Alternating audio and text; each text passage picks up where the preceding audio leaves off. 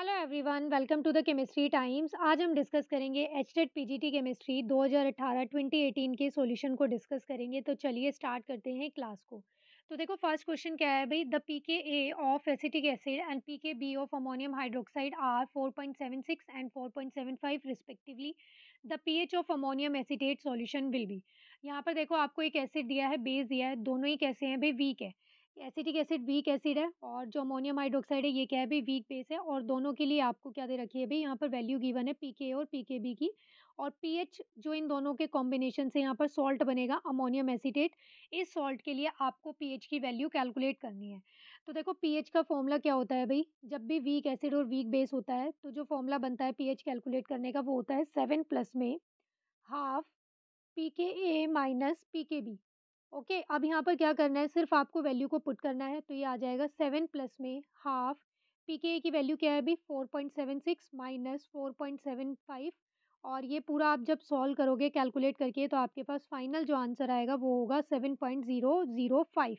तो ये आपको कौन से ऑप्शन में दिया है अभी, ऑप्शन नंबर 3 में। तो यही क्या इसका करेक्ट आंसर है। तो देखो ये जो पीएच की वैल्यू का फॉर्मूला होता है ना, ये हर कॉम्बिनेशन के लिए अलग अलग आता है। जैसे यहाँ पर वीक एसिड और वीक बेस था तो ये फॉर्मूला था। अगर स्ट्रॉन्ग एसिड वीक बेस होता तो फॉर्मूला कुछ अलग होता। और ऐसी वाइस वर्सा, मतलब कहने का ये है कि हर कॉम्बिनेशन के लिए जो पीएच का फॉर्मूला होता है ये अलग अलग होता है। अगर एग्जाम में आपसे वीक एसिड और वीक बेस के लिए पूछा गया है तो ये किसी और कॉम्बिनेशन के लिए भी पूछ सकते हैं। नेक्स्ट क्वेश्चन देखते हैं, lambda note M4 NaCl HCl and sodium acetate NaAC। ये जो AC है ना, ये क्या है भाई, एसिटेट पार्ट है, CH3COO। ओके, और इसके लिए क्या है अभी, यहाँ पर आपको तीनों के लिए वैल्यूज गिवन है, एसिड और सॉल्ट के लिए।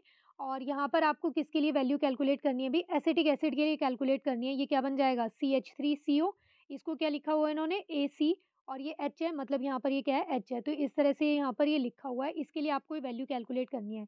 तो ऐसे क्वेश्चन भी एचटेट में पहले आए हुए हैं। तो देखो कैसे करेंगे इस क्वेश्चन को, आपको क्या करना है, इन तीनों के कॉम्बिनेशन से चेक करना है कि किसको ऐड या सब्ट्रैक्ट करने से आपके पास ये बच जाएगा। ठीक है, कैसे करेंगे भाई, देखो यहाँ पर NaCl, जो NaCl है वो कैसे बनेगा भाई, उसमें NaCl की वैल्यू ये हो गई। इसको माइनस कर देंगे किस में से, देखो यहाँ से क्या है, एक बार देखो इसको कैसे आएगा। यहाँ पर lambda note sodium acetate NaAC plus में इसमें ऐड कर देंगे भाई क्या, HCl। अब क्या होगा, देखो यहाँ से आपको क्या बनाना है, ये बनाना है ACH, एसिटिक एसिड बनाना है। तो एसिटेट पार्ट कहाँ से आएगा, यहाँ से आ जाएगा। और हाइड्रोजन कहाँ से है, यहाँ से आ जाएगा। और इन दोनों वैल्यू में से आपको क्या सब्ट्रैक्ट करना है अभी, NaCl। तो इस NaCl की वैल्यू को हमने क्या कर दिया भाई, सब्ट्रैक्ट कर दिया। तो आप क्या करो भाई, इनकी वैल्यूज को तो ऐड कर दो, इन दोनों की वैल्यूज को, NaCl और जो इसकी वैल्यू गिवन है क्या दी हुई है भाई आपको, 91 प्लस में 425.9, ये तो ऐड हो जाएंगी। और इसमें से NaCl को माइनस कर देंगे, ये क्या है अभी 126.4। तो ये पूरा कैलकुलेट करने के बाद क्या आ जाएगा भाई 390.5।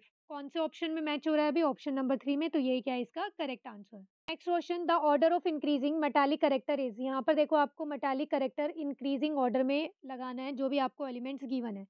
तो देखो कैसे चेक करते हैं, पीरियोडिक टेबल में जब हम लेफ्ट टू राइट जाते हैं तो साइज क्या होता है भाई, स्मॉल होता जाता है। साइज क्या होता है भाई, डिक्रीज होता है। और साइज डिक्रीज होगा तो इलेक्ट्रॉन को रिलीज करने की, इलेक्ट्रॉन को रिमूव करने की जो टेंडेंसी है वो भी क्या होती जाएगी भाई, बढ़ती जाएगी, इंक्रीज होती जाएगी इलेक्ट्रॉन को रिमूव करने की टेंडेंसी। इसका मतलब मेटालिक करेक्टर क्या है भाई, यहाँ पर डिक्रीज होता जाएगा। तो लेफ्ट टू राइट जब हम जाते हैं तो मेटालिक करेक्टर क्या होता है भाई, डिक्रीज होता है due to the small size. ऐसे ही देखो जब हम क्या करते हैं अभी, डाउन द ग्रुप देखते हैं। ठीक है, डाउन द ग्रुप यानी कि टॉप टू बॉटम जब हम आते हैं तो साइज क्या होता है एटम का, एलिमेंट का, इंक्रीज होता जाएगा। साइज जैसे जैसे इंक्रीज होगा आउटर मोस्ट शेल से इलेक्ट्रॉन को रिमूव करना क्या है भाई, उतना ही ईजी हो जाएगा। अब जितने इजीली इलेक्ट्रॉन निकल जाएंगे मेटालिक करेक्टर क्या होता है भाई, उतना ही ज़्यादा होता है। तो आपको ये ध्यान रखना है, यानी कि इजीली जो इलेक्ट्रॉन को रिलीज कर देंगे वो उतना ही ज़्यादा क्या होगा, मेटालिक इन नेचर होगा। तो यहाँ पर देखो आपको कौन कौन से एलिमेंट्स गिवन है भाई, यहाँ पर आपको दिए हुए हैं भाई, सिलिकॉन है, फास्फोरस है, बेरिलियम है। इनको क्या करो, अरेंज कर लो। ठीक है, जैसे पीरियोडिक टेबल में अरेंज रहते हैं ना उस तरह से चेक कर लो। तो यहाँ पर देखो क्या है, सोडियम, मैग्नीशियम, ये जो एलिमेंट्स गिवन है उसके अकॉर्डिंग लिख रही हूँ, सोडियम, मैग्नीशियम। और फिर क्या है, यहाँ पर सिलिकॉन आ जाएगा और ये फास्फोरस आ जाएगा। ये तो कहाँ है भाई, यहाँ पर ग्रुप 1 में, ग्रुप 2 में होते हैं ये तो। और ये क्या है भाई, सिलिकॉन ग्रुप 14 में चला जाएगा, ग्रुप 15 में है। और जो बेरिलियम है वो कहाँ आ जाएगा भाई, बेरिलियम जो है वो कहाँ पर आ जाएगा, यहाँ पर आएगा। एक तो देखो ये क्या है भाई, ये जो बाकी के ये चारों एलिमेंट्स हैं ये चारों कौन से पीरियड से बिलोंग करते हैं भाई, थर्ड पीरियड से। ये थर्ड पीरियड से बिलॉन्ग करता है। जो बेरिलियम है ये कौन से पीरियड से बिलॉन्ग करता है अभी? सेकंड पीरियड से बिलॉन्ग करता है। लेफ्ट टू राइट जाएँगे तो मेटालिक कैरेक्टर मैंने आपको क्या बताया अभी? मेटालिक कैरेक्टर क्या होता है? डिक्रीज़ होता है। इट मीन्स मेटालिक कैरेक्टर जो सबसे कम आएगा, वो किसके लिए होगा भई? फास्फोरस के लिए होगा, क्योंकि यहाँ पर हम जा रहे हैं तो साइज़ क्या हो रहा है? डिक्रीज़ हो रहा है। और जो सबसे ज़्यादा आएगा मेटालिक कैरेक्टर वो किसके लिए आएगा? सोडियम के लिए आएगा, क्योंकि सोडियम क्या है? सबसे ज़्यादा लेफ्ट में है और इसी की टेंडेंसी क्या है? सबसे ज़्यादा होगी इलेक्ट्रॉन को रिमूव करने की और ये सबसे अच्छा क्या बनेगा भई? मेटालिक इन कैरेक्टर आएगा, यहाँ पर जो भी एलिमेंट्स गिवन है इनमें से। तो अब यही चेक कर लो कि फास्फोरस की सबसे लीस्ट किसमें दी है और सोडियम की सबसे ज़्यादा कौन से ऑप्शन में दी है। तो it is given in the option number 2, तो यही क्या है बे इसका correct answer. Spin only magnetic moment in strong ligand field of D6 ion of octahedral complex. देखो स्ट्रॉन्ग फील्ड है और D6 आयन दिया है ऑक्टाहेड्रल में, आपको चेक करना है। तो जो D6 होता है, यहाँ पर जो स्प्लिटिंग होती है d ऑर्बिटल की वो कैसे हो जाती है भई? इस तरह से होती है T2g और Eg। T2g में कितने ऑर्बिटल्स होते हैं भई? 3 होते हैं और Eg में कितने ऑर्बिटल होते हैं? 2 होते हैं। अब स्ट्रॉन्ग फील्ड लिगेंड है तो यहाँ पर क्या है भई? ऊपर नहीं जाएँगे इलेक्ट्रॉन, क्या होता है यहीं पे पेयरिंग हो जाती है, तो पहले इलेक्ट्रॉन इस तरह से फिल होंगे। D6 है ना, इसका मतलब कितने इलेक्ट्रॉन्स है भई? 6 हैं। यहाँ पर 3 इलेक्ट्रॉन हो गए। अब ये स्ट्रॉन्ग फील्ड होने की वजह से क्या है भई? यहीं पर पेयरिंग हो जाएगी। तो देखो अनपेयर्ड इलेक्ट्रॉन होने की वजह से स्पिन ओनली मैग्नेटिक मोमेंट आता है। अब यहाँ पर तो एक भी अनपेयर्ड इलेक्ट्रॉन नहीं है। इट मीन्स यहाँ पर जो इसका स्पिन ओनली मैग्नेटिक मोमेंट की वैल्यू आएगी वो क्या हो जाएगी भई? 0 हो जाएगी, क्योंकि यहाँ पर एक भी अनपेयर्ड इलेक्ट्रॉन नहीं है। तो इस क्वेश्चन का राइट आंसर क्या आ जाएगा भई? Option number 1। Next question, rate is equal to में, यहाँ पर देखो आपको रेट की वैल्यू गिवन है और इस इक्वेशन में आपको ये आइडेंटिफाई करना है कि P क्या होता है, P क्या डिनोट कर रहा है, कोलिजन फ्रीक्वेंसी है, स्टीरिक फैक्टर है, एक्टिवेशन एनर्जी है या फिर प्रेशर है। तो देखो ये जो एक्सप्रेशन है ना, ये जो इक्वेशन है, ये हम कहाँ पर पढ़ते हैं अभी? इसे हम कोलिजन थ्योरी में पढ़ते हैं। Collision theory of chemical reaction को जब हम स्टडी करते हैं, तो वहाँ पर ये रेट का एक्सप्रेशन होता है, ये जो आपको वैल्यू गिवन है। और इसमें देखो ये सारी टर्म्स को हम एक बार देखते हैं कि ये क्या डिनोट करती है। तो जो Z होता है ना, Z क्या होता है भई? ये कोलिजन फ्रीक्वेंसी होती है। Z क्या है भई? यहाँ पर कोलिजन फ्रीक्वेंसी है। और ए और बी यहाँ पर जो ये डिनोट कर रहे हैं, यहाँ पर देखो लिखा है ना फुट में ये ए और जो बी है ये क्या है भई? यहाँ पर ये मॉलिक्यूल्स को रिप्रेजेंट कर रहे हैं। तो यहाँ पर ए और बी की क्या है भई? ये कोलिजन फ्रीक्वेंसी है Z। आगे देखो फिर ई लिखा है, तो ई तो आपको पता ही है, ई की पावर में क्या है? E raise to power minus E A by R T. अब ये जो ई ए है यहाँ पर, ये क्या है भई? एक्टिवेशन एनर्जी है। आर क्या है? गैस कांस्टेंट है। टी क्या होता है भई? टेम्परेचर होता है। अब ये पी क्या है भई? यहाँ पर ये जो पी बचा है, पी क्या होता है भई? पी ओरिएंटेशन फैक्टर बोल सकते हो आप इसे, स्टीरिक फैक्टर बोल सकते हो या फिर क्या बोल सकते हैं भई? प्रोबेबिलिटी फैक्टर बोल सकते हैं। तो यहाँ पर आपको ऑप्शन में क्या दिया है? ऑप्शन नंबर 2 स्टीरिक फैक्टर दिया है और ये स्टीरिक फैक्टर क्या करता है भई? ये प्रॉपर ओरिएंटेशन के बारे में बताता है, यानी कि कोलिजन के टाइम पर जो प्रॉपर ओरिएंटेशन होनी चाहिए, तभी वो क्या करते हैं? कोलाइड करते हैं। तो ये पी क्या है भई? यहाँ पर steric factor. Question, equilibrium constant for the reaction H2 plus I2। यहाँ पर देखो क्या हो रहा है भई? हाइड्रोजन और आयोडीन रिएक्शन कर रहे हैं और रिएक्शन करके HI बना रहे हैं। इस Kc, इस रिएक्शन के लिए आपको इक्विलिब्रियम कांस्टेंट की वैल्यू क्या दी हुई है भई? Kc दी हुई है। उसने पूछा है कि अगर हम इस रिएक्शन को हाफ से क्या कर दें? मल्टीप्लाई कर दें, पूरी इक्वेशन को हाफ से मल्टीप्लाई कर दें, तो जो इस रिएक्शन के लिए, इस केमिकल इक्वेशन के लिए जो नया Kc आएगा, वो किसके इक्वल होगा? तो देखो ये हमने पढ़ा था जब हमने इक्विलिब्रियम चैप्टर के क्वेश्चन सीरीज को स्टार्ट किया हुआ है, तो उसमें मैंने आपको बताया था कि जिस भी फैक्टर से हम मल्टीप्लाई करते हैं वही क्या हो जाता है? उसकी पावर में चला जाता है। तो देखो यहाँ पर ये न्यू केसी किसके इक्वल हो जाएगा? जो पुराना केसी था, यानी कि इस इक्वेशन के लिए जो केसी है वो, और क्या होता है इसकी पावर, मतलब जिस भी फैक्टर से हम मल्टीप्लाई कर रहे हैं वो क्या बन जाती है? उसकी पावर बन जाती है। तो ये आ जाएगा केसी की पावर हाफ, और केसी की पावर हाफ का मतलब क्या है भाई? रूट केसी। तो इस क्वेश्चन का राइट आंसर क्या आ गया अभी? Option number 4। Next question, which of the following is use in curing काला अजहर। तो यहाँ पर देखो ये पूछा है कि काला अजहर को ट्रीट करने के लिए हम किसका यूज करते हैं? कोलाइडल एंटीमनी, अर्गायरल का, कोलाइडल गोल्ड का या फिर मिल्क ऑफ मैग्नीशिया का। तो इस क्वेश्चन का राइट आंसर क्या है अभी? Option number 1 colloidal antimony. Argyrol जो ये होता है ये किसके लिए हम यूज करते हैं भाई? इसे आई इन्फेक्शन या फिर जब रेस्पिरेटरी इन्फेक्शन होता है तब यूज करते हैं, और ये बेसिकली सिल्वर का सोल होता है। कोलाइडल गोल्ड होता है ये आई थिंक स्किन इन्फेक्शन के लिए, स्किन को क्योर करने के लिए इसका यूज किया जाता है। और जो ऑप्शन नंबर 4 आपको गिवन है मिल्क ऑफ मैग्नीशिया, ये तो हम डाइजेशन में, स्टमक डिसऑर्डर में इसका यूज करते हैं। तो इस क्वेश्चन का राइट आंसर क्या था अभी? Option number 1। Next question, which of the following is carbonate और ऑफ जिंक। यहाँ पर देखो आपको वैसे तो ऑप्शन में ना चारों ही किसके और दिए हुए हैं? जिंक के ही दिए हुए हैं, बट उसने कौन सा और पूछा है? कार्बोनेट, जिसमें कार्बोनेट होता है। तो इस क्वेश्चन का राइट आंसर क्या है? ऑप्शन नंबर 2 कैलामाइन क्या होता है भाई? जिंक कार्बोनेट होता है ZnCO3। जिंक ब्लेंड क्या होता है भाई? इसका फॉर्मूला होता है ZnS, जिंक सल्फाइड होता है।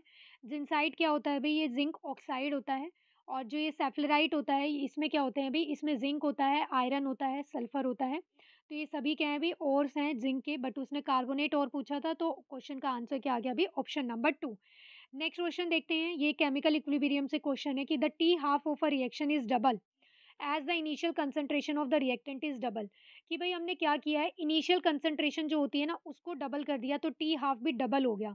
तो ऐसा कौन सी ऑर्डर ऑफ रिएक्शन के लिए होता है, जीरो के लिए होता है, वन के लिए होता है, थर्ड के लिए होता है, या फिर सेकेंड ऑर्डर ऑफ रिएक्शन के लिए होता है। तो इस क्वेश्चन का राइट आंसर तो क्या आएगा भी, ऑप्शन नंबर फर्स्ट, ये जीरो ऑर्डर रिएक्शन में होता है। क्योंकि जो जीरो ऑर्डर की रिएक्शन होती है ना, वो डायरेक्टली प्रोपोर्शनल होती है इनिशियल कंसंट्रेशन के। अगर आप क्या करोगे, कंसंट्रेशन को डबल कर दोगे, तो जो हाफ लाइफ पीरियड है वो भी डबल हो जाएगा। थ्री टाइम्स कर दोगे तो हाफ लाइफ भी क्या है भाई, थ्री टाइम्स हो जाएगी फॉर जीरो ऑर्डर।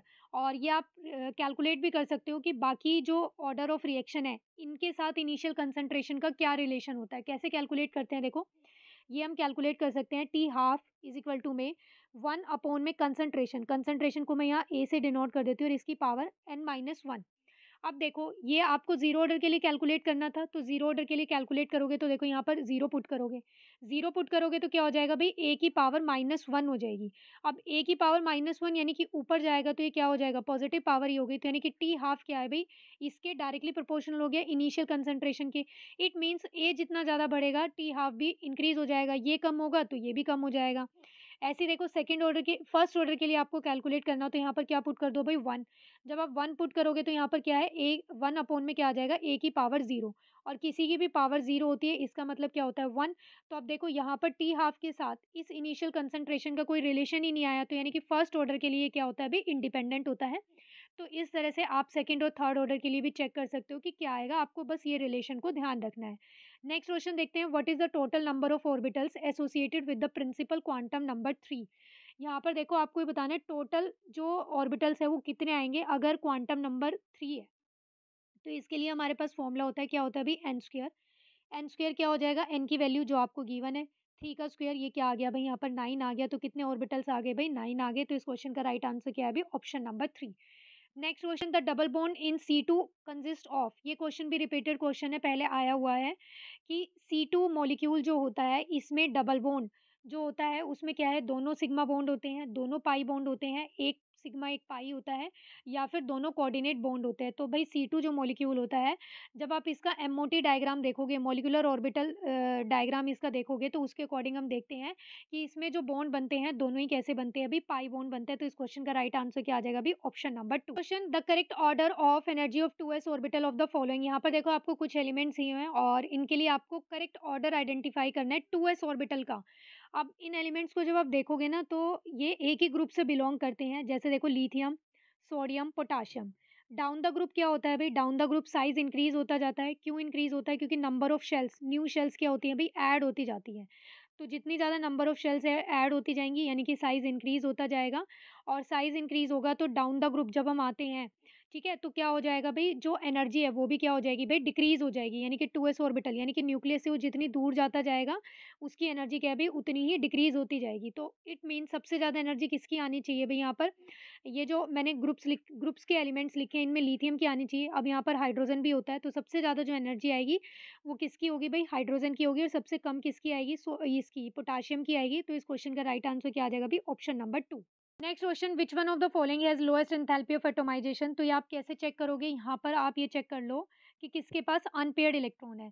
अब जिसके पास अनपेयर्ड इलेक्ट्रॉन होंगे ना, वो तभी दूसरों के साथ क्या है भाई, बॉन्ड बनाएगा। यानी कि यहाँ पर बेसिकली एटोमाइजेशन में आपको क्या देखना है कि वो कितने बॉन्ड बना रहा है। अब बॉन्ड बनाने की टेंडेंसी तो तभी होगी जब वहाँ पर क्या होंगे भाई, इलेक्ट्रॉन पेयर अवे, मतलब इलेक्ट्रॉन्स क्या है भाई वहाँ पर अनपेयर्ड होंगे।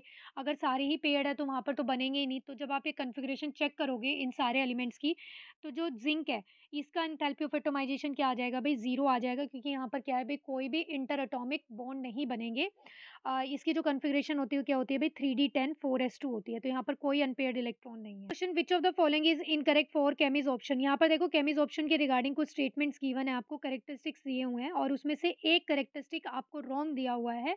इनकरेक्ट वाला ही आपको आइडेंटिफाई करना है, बाकी 3 करेक्ट है।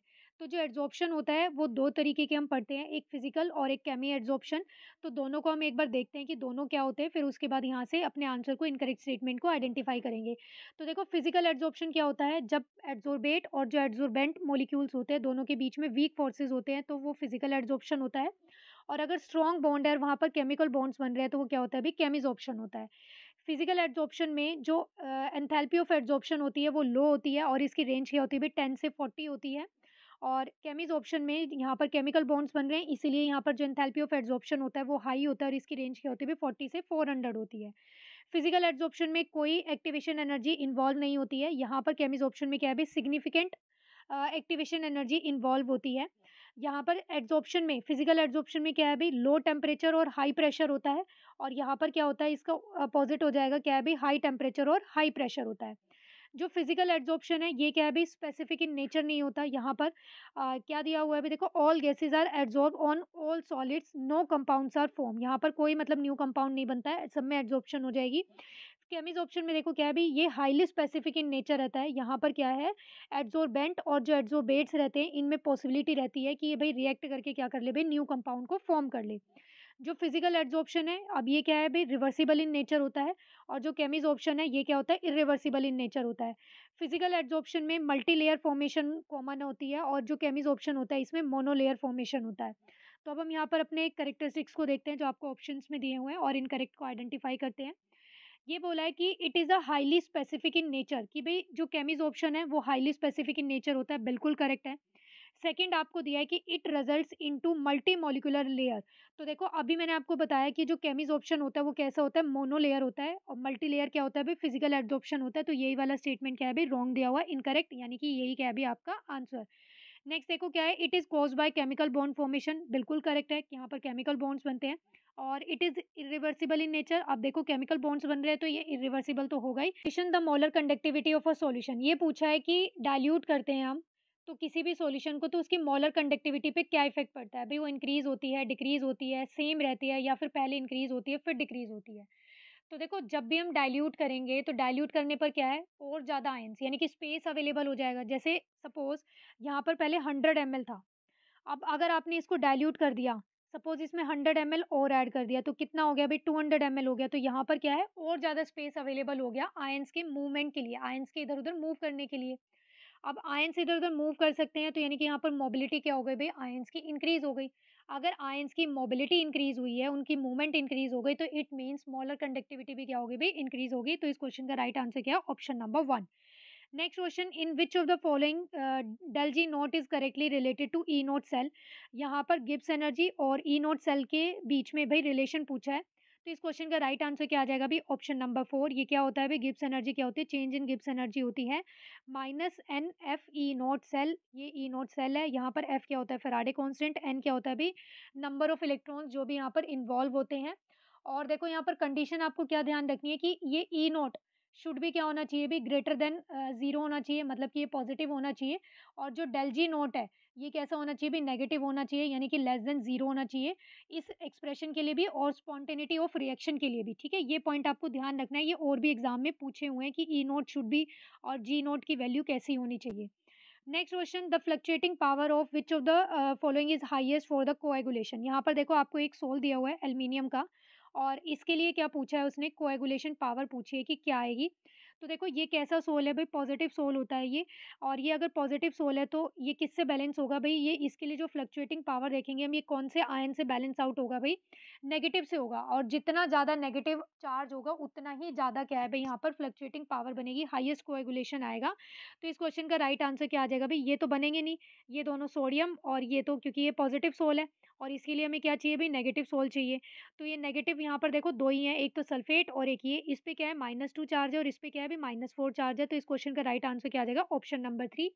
और ये वाइस वर्सा भी आप चेक कर सकते हो, अगर आपको नेगेटिव सोल कोई दिया हुआ है और उसके लिए आपको ऐसे ही यहाँ पर फ्लक्चुएटिंग पावर चेक करनी है, कुछ आयंस दिए हुए हैं तो जिसके ऊपर भी ज़्यादा पॉजिटिव चार्ज होगा वो आएगा उसका आंसर। ठीक है, question, the correct order of increasing bond dissociation enthalpy among the following. यहाँ पर देखो आपको ये हेलोजन के लिए ट्रेंड बताना है बॉन्ड डिसोसिएशन एंथैल्पी का। तो डाउन द ग्रुप एलिमेंट्स लिखते हैं, देखो फ्लोरीन, क्लोरीन, ब्रोमीन और आयोडीन। अब बॉन्ड डिसोसिएशन एंथैल्पी क्या होती है कि भाई बॉन्ड को ब्रेक करने के लिए जो एनर्जी की रिक्वायरमेंट होती है उसे हम क्या बोलते हैं, बॉन्ड डिसोसिएशन एंथैल्पी बोलते हैं। अब डाउन द ग्रुप देखो साइज़ क्या होगा भई, इंक्रीज़ होगा क्योंकि नंबर ऑफ जो न्यू शेल्स है वो क्या होती जा रही है भई, इंक्रीज़ होती जा रही है, न्यू शेल्स ऐड हो रही हैं, तो डाउन द ग्रुप साइज़ क्या हो रहा है भई, इंक्रीज़ हो रहा है। अगर डाउन द ग्रुप एटम का साइज़ इंक्रीज़ हो रहा है, इट मीन्स ये जो बॉन्ड बनाएगा, ये बॉन्ड जो यहाँ पर बनेंगे कैसे बनेंगे भई, वीक बॉन्ड बनेंगे। साइज़ बड़ा हो रहा है ना एटम का, तो ये बॉन्ड्स भी कैसे बनेंगे, वीक बॉन्ड बनेंगे। जितना छोटा साइज़ होगा एटम का, वो उतना ही क्या है भई, स्ट्रॉन्ग बॉन्ड बनाएगा। अब जितना वीक बॉन्ड बनेगा, उतनी ईज़िली क्या है, ये बॉन्ड यहाँ पर ब्रेक हो जाएगा। तो इट मीन्स यहाँ पर हैलोजेंस में सबसे कम जो बॉन्ड डिसोसिएशन एंथैल्पी आएगी वो तो किसके लिए आएगी भई, आयोडीन के लिए आएगी। तो यहाँ पर चेक कर लो आयोडीन के लिए सबसे कम कौन से ऑप्शन में दिए हैं। तो भाई देखो चारों ही ऑप्शन में दिए हैं। और फिर देखो यहाँ पर बाकी तो ट्रेंड ठीक है, बाकी तो ऐसे ही आएगा, सबसे कम जो होगी वो आयोडीन के लिए होगी, इससे ज़्यादा ब्रोमीन के लिए होगी। बट यहाँ पर देखो फ्लोरीन और क्लोरीन में एक्सेप्शन होता है क्या भई, यहाँ पर जो फ्लोरीन है, यहाँ पर जो ओवरलैपिंग होगी, वो क्या होगी भई, 2p ऑर्बिटल में होगी। यहाँ पर जब ये Cl मतलब क्लोरीन ये बनेगा, इस तरह से Cl2 बनेगा, तो यहाँ पर जो ओवरलैपिंग होगी वो 3p में होगी। तो यहाँ पर क्या है, इसका साइज़ एक तो छोटा है और यहाँ पर साइज़ छोटा होने की वजह से क्या है भई, यहाँ पर 2p जो ओवरलैपिंग होगी, यहाँ पर इसमें क्या होगा भई, रिपल्शन होगा।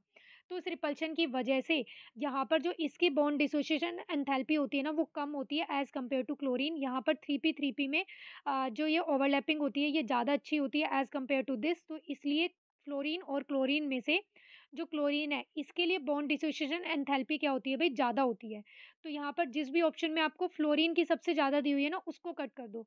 तो देखो ऑप्शन 2 कट हो जाएगा और ऑप्शन नंबर 4 कट हो जाएगा।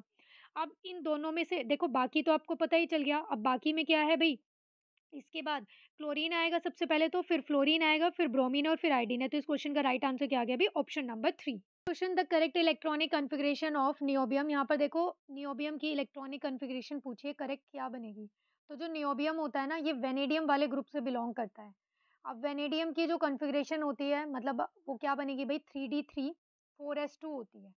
बट यहाँ पर अब इसके अकॉर्डिंग आपको क्या लगेगा कि वेनेडियम वाले ग्रुप से बिलॉन्ग करता है, कि भई आता है वेनेडियम, नियोबियम और टैंटलम। तो यहाँ पर क्या है, आपको लगेगा कि इसकी जो कॉन्फ़िगरेशन आएगी वो क्या है भई, यही बनेगी 3d3, मतलब ये आएगी d3 और s2 आएगी। बट ये यहाँ पर क्या है भई, एक्सेप्शन केस होता है। यहाँ पर क्या होगा, ऑप्शन नंबर 1 इसका करेक्ट आंसर आएगा। ये क्या है भई, 4d4 और 5s1 है। इलेक्ट्रॉनिक कॉन्फ़िगरेशन के जितने भी एक्सेप्शन केसेस होते हैं, इन सबको आपको ध्यान से करना है। Next question, the amount of water produced by the combustion of 16 gram of methane. देखो यहाँ पर मीथेन का कंबशन कर रहे हैं और वाटर जो प्रोड्यूस हो रहा है वो आपको बताना है कि कितना बनेगा अगर आपने 16 ग्राम ऑफ मीथेन को कंबशन किया है। तो एक कंबशन रिएक्शन लिखते हैं पहले मीथेन की। तो मीथेन कैसे कंबशन रिएक्शन शो करता है अभी, CH4 प्लस में O2। और ये प्रोडक्ट क्या बनाता है अभी, कंबशन से हमेशा जो प्रोडक्ट बनते हैं वो होते हैं कार्बन डाइऑक्साइड प्लस में वाटर। अब इस रिएक्शन को बैलेंस करो।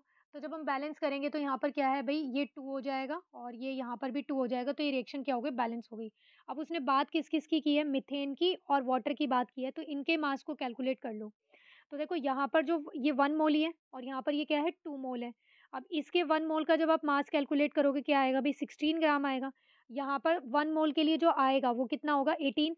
अब बट 1 मोल से बन कितना वाटर रहा है, 2 मोल, तो ये कितना हो गया भई, 2 इंटू में 18 36 ग्राम। अब देखो 1 मोल से 2 मोल बन रहा था, इट मीन्स 60 ग्राम मीथेन से 16 ग्राम मीथेन से कितना यहाँ पर वाटर प्रोड्यूस हो रहा है, 36। तो इस क्वेश्चन का राइट आंसर क्या आ गया भई, ऑप्शन नंबर 4। नेक्स्ट क्वेश्चन देखते हैं, conversion of glucose into ethyl alcohol is carried out by which of the following enzyme. कि भई यहाँ पर ग्लूकोज से क्या हो रहा है, इथाइल अल्कोहल बन रहा है, तो कौन से एंजाइम की वजह से होता है भई ये। तो इस क्वेश्चन का राइट आंसर क्या आ जाएगा, ऑप्शन नंबर 3 जाइमेज इसका आंसर है। Next question, 2 litre of an ideal gas at a pressure of 10 atm expand isothermally into vacuum until its volume is 10 liter, how much work done is in expansion। तो देखो इस question का right answer क्या है भई, इस question का right answer आ जाएगा ऑप्शन नंबर 4 0। ये आपको ध्यान रखना है कि यहाँ पर क्या है, वैक्यूम में जब भी हम वर्क डन कराते हैं तो वो क्या होता है भई, यहाँ पर जो प्रेशर होगा उसकी वैल्यू क्या होती है भई, 0 होती है। तो यहाँ पर जो फॉर्मूला बनता है वैसे तो वो क्या बनेगा, ये होगा कि P एक्सटर्नल इनटू में चेंज इन वॉल्यूम, ये ऐसे लिखते हैं, बट यहाँ पर क्या है वैक्यूम में ये जो वैल्यू है ये क्या रहेगी भाई, ज़ीरो रहेगी। तो ये ज़ीरो होने की वजह से क्या है, अभी वर्क डन भी क्या आ जाएगा भाई, यहाँ पर ज़ीरो आ जाएगा। Question, Hall Heroult process is related with the metallurgy of which metal, भाई इस प्रोसेस को हम कौन सी मेटल के लिए यूज करते हैं, तो ये हम यूज करते हैं एल्यूमिनियम के लिए। तो इस क्वेश्चन का राइट आंसर क्या है, option number one, aluminium. Question, the strongest reducing agent among the hydrides of group 15 element is, यहाँ पर देखो आपको हाइड्राइड्स गिवन है ग्रुप 15 एलिमेंट के ये, और इसमें से आपको चूज़ करना है कि कौन-सा स्ट्रॉन्गेस्ट रिड्यूसिंग एजेंट बनेगा। तो स्ट्रॉन्गेस्ट रिड्यूसिंग एजेंट हम कैसे चेक करते हैं अभी, देखो यहाँ पर क्या है, ये इस तरह से आएँगे नाइट्रोजन, फिर इसके बाद क्या है, मतलब ये फास्फोरस वाला हाइड्राइड आएगा, फिर क्या होगा आर्सेनिक आएगा, फिर लास्ट में क्या है अभी बिस्मुथ आएगा। अब डाउन द ग्रुप क्या होता है, साइज़ एटम का अगर मैं देखूँ तो डाउन द ग्रुप क्या होगा भई, इंक्रीज़ होगा। अगर डाउन द ग्रुप इंक्रीज़ हो रहा है तो इनकी स्टेबिलिटी भी क्या है, यानी कि यहाँ पर जो इसने बॉन्ड बना रखे हैं, ये जो बॉन्ड्स बन रहे हैं, ये इनकी स्टेबिलिटी भी क्या होती जाएगी भई, डिक्रीज़ होती जाएगी। यानी कि ईज़िली क्या है भई, साइज़ इंक्रीज़ होने की वजह से बॉन्ड ब्रेक हो सकते हैं, तो स्टेबिलिटी क्या है इनकी डिक्रीज़ हो रही है। और जो स्टेबिलिटी होती है वो इनवर्सली प्रोपोर्शनल होती है किसके भई, रिड्यूसिंग कैरेक्टर की, रिड्यूसिंग नेचर के। तो यहाँ पर देखो सबसे कम जो स्टेबल आएगा वो क्या आएगा भई, बिस्मुथ का हाइड्राइड आएगा। तो इसीलिए इसी का जो रिड्यूसिंग कैरेक्टर है वो क्या आ जाएगा भई, सबसे ज़्यादा आ जाएगा। तो क्वेश्चन का राइट आंसर क्या है भई, ऑप्शन नंबर 3। नेक्स्ट क्वेश्चन में देखो आपको क्या पूछा है अभी, हाइब्रिडाइजेशन पूछी है, कुछ एलिमेंट्स दिए हुए हैं और इनके लिए हाइब्रिडाइजेशन आइडेंटिफाई करनी है। तो ज़ीनॉन का जो ऑक्साइड है, इसके लिए जो हाइब्रिडाइजेशन होती है वो क्या होती है अभी, sp3 होती है। कैसे देखो, ज़ीनॉन के आउटर मोस्ट शेल में 8 इलेक्ट्रॉन्स रहते हैं, तो ये 8 हो गए। अब यहाँ पर क्या है, इसने ये इस तरह से 3 तो बॉन्ड बना रखे हैं और यहाँ पर क्या है, ये एक लोन पेयर है, तो ये कौन-सी हाइब्रिडाइजेशन होती है अभी, sp3 होती है। तो अब जिस भी ऑप्शन में फर्स्ट कट ये दिया है उसको रख लो, बाकी कट कर दो। तो देखो फर्स्ट कट हो जाएगा, फोर्थ ऑप्शन कट हो जाएगा, सेकंड और थर्ड में से ही आंसर आएगा।